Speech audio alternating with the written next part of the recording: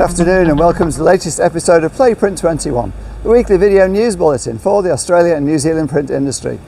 Australian Kiwi print business owners are furious with global print broker Link Worldwide, which is set to impose 120 days end-of-month terms on its suppliers. The new diktat effective from 1st of April.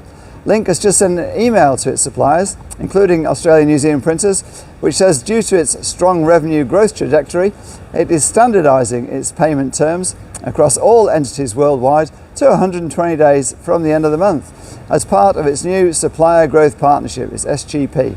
Infuriated local printers, though, they see the move from a different perspective. Telling Print21, it essentially means them funding the Link business through effectively bankrolling Link by giving it interest-free loans of between 4 and 5 months for work they produced.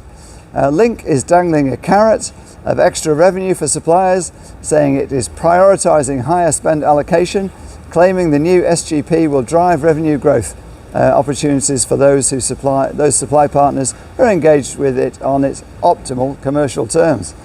ANZ print businesses are far from convinced, though, with some vowing to end their relationship with Link, the global broker, and telling Print21 that neither their staff, landlords nor suppliers will wait between 120 and 150 days for payment.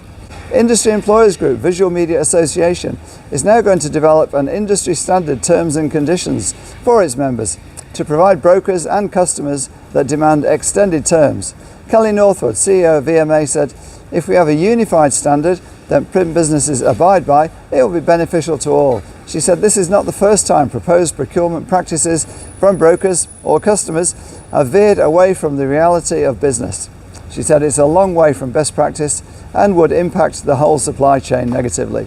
IVE is building a new 42,000 square metre supersite in Western Sydney, with the site expected to be fully operational by March next year. The new supersite will house its commercial print, packaging print, which are currently located in its long-term home in Silverwater, and its brand activation, its display print operation, which operates from a Granville site. The new Kemps Creek site will also house the company's CX and data businesses. They now run from Homebush. It'll also house the paper storage through its web offset operation, which is currently stored in Warwick Farm. The new site will also provide additional space to accommodate further expansion for IVE, particularly to facilitate Phase 1 and 2 of the packaging strategy. Phase 2 is targeting growth in folding carton work from $90 million when Phase 1 is achieved to $150 million a year. IVE saw its profits rise strongly in the half year on flat revenue. IVE's EBITDA, EBIT, net profit after tax and margins were all up in the first half, and what was itself a record prior corresponding period. The IFRS net NPAT more than doubled up to $27 million, which the company attributed to a strong uplift in underlying profitability, coupled with a significant reduction in non-operating items.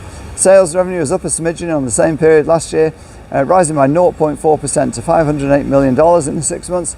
EBITDA rose by 12.6% to $74 million. EBIT was up by 23% to $51 million, while NPAT surged by 29.1% to $29 million. Net revenue for out-of-home print last year rose slightly compared to the year before, although print share of the market slipped by 1.6% compared to digital, and that's according to the Outdoor Media Association.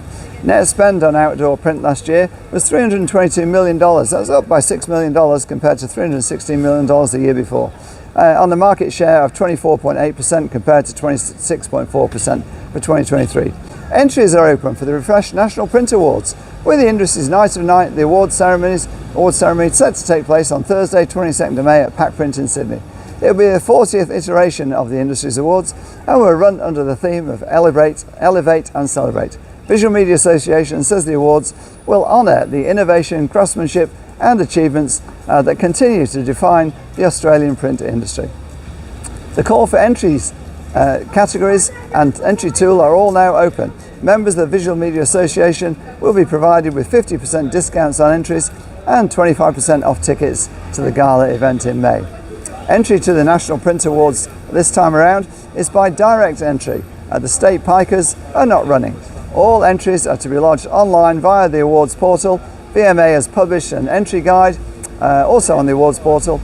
Google VMA National Print Awards to get to the page. As always, go to print21.com.au for all these dates and all these stories in depth and more. You won't find them anywhere else. That's it for this week's issue of the Industry's Print News. This is Wayne Robinson signing off for another week.